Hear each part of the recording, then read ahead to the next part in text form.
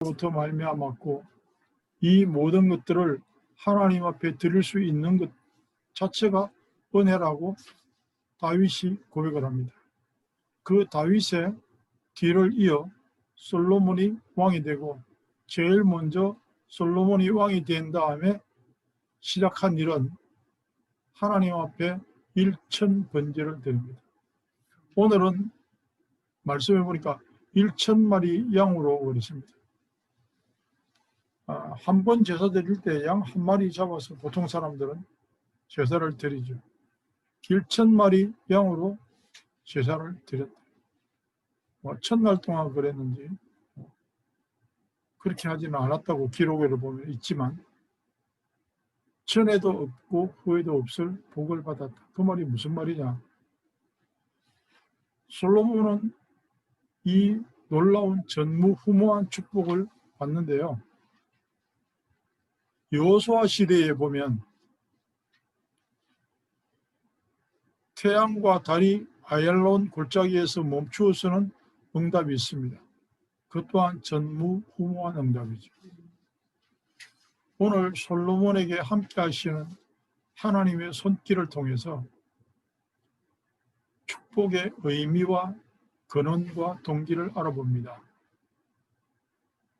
언약궤를 우선순위에 두는 사람들, 다시 말하면 예배의 중심의 동기에 대하여 하나님은 기뻐하신다. 하나님이 원하신다고요. 다윗은 나는 이 궁궐에서 생활하는데 하나님의 언약궤는 바람 부는 천막에 있음을 심히 안타까워했습니다. 나는 이런 좋은 집에서 잘 먹고 잘 자는데 하나님의 언약궤는 오늘날 사람들이 우리 교회는 이렇게 안타까워하는 사람이 얼마나 될까요? 다윗은 하나님 앞에 기도하고 내가 마지막으로 성전을 짓겠습니다. 그렇게 하지만 하나님은 허락하지 않습니다.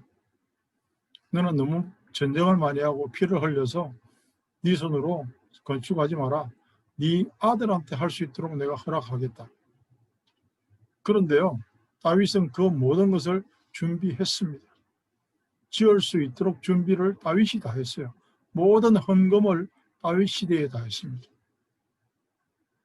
차고 넘치도록 준비를 했어요. 그러면서 오히려 감사했죠. 역대상 29장에 뭐라고 그래요? 내 아들 솔로몬이 유일하게 하나님께서 택하신 바 되었으니 아직 어리고 미숙한 이 성전을 짓는 공사는 너무 큰데 이 성전을 짓는 것은 사람이 하는 것이 아니고 여호와 하나님을 위한 것이다. 그 준비를 다 했단 말입니다. 솔로몬이 대를 이어 자기의 부친이 세워둔 장막에 가서 오늘 말씀에 있는 것처럼 1,000번제를 드립니다. 그때에 하나님이 꿈에 나타나십니다. 내가 무엇을 해줄까? 소원을 한번 말해봐라. 그때에 지혜와 지식을 주십시오. 이 백성이 땅에 티끌처럼 많은데 내가 어떻게 이 백성들의 한 사람 한 사람을 헤아리겠습니까? 지금 만약에요, 이거 한 1000만 분의 1이라도 할 줄 아는 정치인이 나타나면 솔로몬보다 훨씬 더 존경을 받을 거예요. 하나님이 지혜를 주셔야 내가 이 백성들을 다스릴 수가 있습니다. 그 말한 겁니다. 하나님이 너무 기뻐하시고 이뻐하세요. 보통 사람들은 소원을 말하라고 그러면 원수를 없애주세요. 부자가 되게 해주세요. 오래오래 건강하게 살게 해주세요. 그러는데 너는 지혜를 구하는구나. 당연히 주지. 내가 이 백성을 잘 보호할 것인데 네가 그것을 원하는데 내가 안 줄 이유가 뭐냐? 당연히 주고 어떻게 해요? 보너스. 네가 구하지 아니한 것, 부와 귀도 영화로운 것도 주겠다. 이게 눈치가 빨라야 돼요.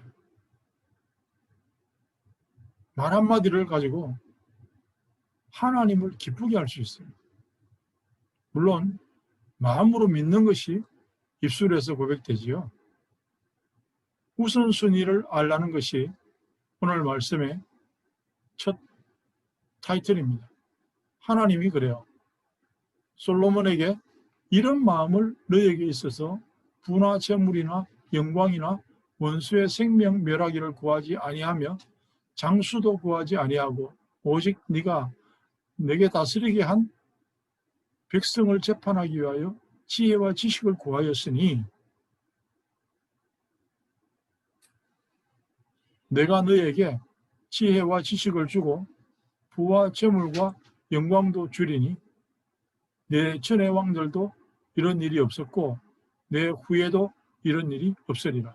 그 말은 너무 크다, 많다 그런 양적인 것을 이야기하는 게 아니라 유일성의 응답을 이야기하는 겁니다. 우리가 아이들을 키우면서도 틈만 나면 넘버원이 되라고 하는 그 내용이 아니고요. 원리원, 유일성의 응답을 챙겨라. 너는 하나님의 자녀다. 오늘 아침에도 나는 기도하다가 이제 기회가 되면 어디라도 가서 한국 같은 데도 내가 기도하고 있어요. 이제 후대들을 위해서, 렘넌트들을 위해서 정말 내 속에 있는 모든 것들 하나님이 주신 복음의 선물을 선물해 줘야 되겠다. 기도하고 있습니다. 어떻게 이 일을 감당할 것인가. 우리 성경 말씀에 예수님이 오셔서 먼저 그의 나라와 의를 구하라. 이 모든 것들을 더하여 주시리라. 먼저 그의 나라와 의를 구하라. 사람들은 창세기 1장 27절 하나님의 자녀가 되는 그 신분에 관심을 두기보다는 그 신분의 결과로 따라오는 번성하고 정복하고 다스리는 데 관심이 있어요. 보통 구하라고 하면 그걸 구하는데 예배의 중심과 우선순위에 대하여 크게 착각을 하고 있습니다. 우리가 구해야 될 것, 당연히 먼저 하나님 앞에 구해야 할 것은 다윗의 노래와 솔로몬의 응답에 대한 것입니다. 한 번은 체험해 봐야 되잖아요. 이해라도 해야 될 거 아니에요. 죽기 전에. 내가 누리고 대단한 간증을 하고 거기까지는 아니더라도 이해할 수 있어야 됩니다. 성탄의 시즌에 우리 기도했는데 기쁘다 부르셨는데 뭐가 기쁘냐고. 정말 그 질문에 대하여 대답할 수 있는 사람이 얼마나 있을까요? 본질을 놓쳐버립니다. 오래전부터 설문조사를 해봅니다. 크리스마스이라고 이제 사람들에게 제일 먼저 생각나는 것은 얼마 전에도 보니까 조사해보니까 제일 먼저 생각나는 것 이러니까 1번이 뭐냐 하면 산타크로스, 2번 뭐 크리스마스 트리, 선물, 정말 그리스도로 오신 예수, 주인공을 놓쳐버렸습니다. 아니면은 무슨 성당이나 교회 앞에 구유에 누인 아기 인형처럼 아기 예수를 자꾸 떠올리는데 우리가 찬양하는 것은 아기 예수가 아닙니다. 모든 문제를 해결하러 오신 그리스도로 오신 예수. 우선순위를 놓치면 안 돼요. 부활하시고 성천하신 예수. 오늘 하나님이 우리에게 양심에 물으시기를 내가 너에게 무엇을 해줄까? 솔로몬의 기도를 통해서 우리는 그리스도를 생각해 봐야 됩니다. 분명히 골로새서에 보니까 그리스도 안에 지식과 지혜의 보화가 감추어져 있느니라. 하나님 앞에서 최고의 예배를 드리고 지금 우리가 구원의 길을 매일 그리면서 이걸로 일천번제를 하는 사람들이 한국과 세계에 수백 명이 넘습니다. 지금도 숨어서 기도하는 사람들, 저 북한으로부터 시작해서 대한민국의 전도자들, 복음의 사람들, 그 사람들이 사실은 이 지구를 유지하고 있습니다.